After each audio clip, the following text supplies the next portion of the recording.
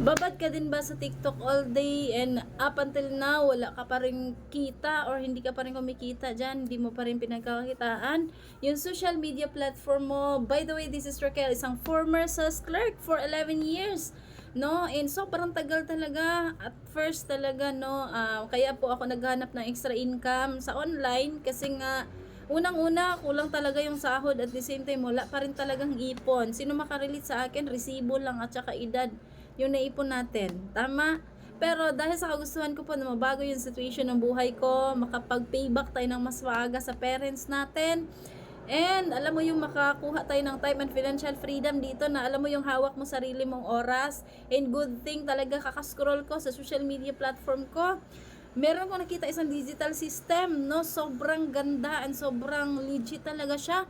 Ang dami na po, unti-unti na bago yung buhay dahil dito. Kaya ako din po, na-curious, sa curiosity ko po, nag-try ako, sinubukan ko lang. And alam mo ba na dahil dito, ito po yung paraan kung bakit ako nakapag-resign ng mas maaga sa trabaho natin and nakapag-payback na tayo ng mas madali at mas maaga sa parents natin. And ito yung pinaka-maganda.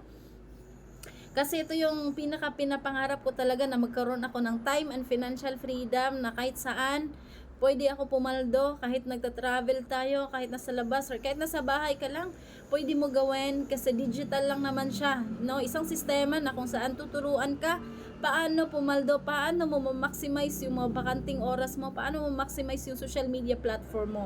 Kaya kung ikaw right now, hindi ka pa rin kumikita up until now sa social media platform mo, hindi mo pa rin na-maximize yan, why not, hindi mo to subukan kasi nga proven and tested na po sa akin. Ayan, yan po yung result natin right now.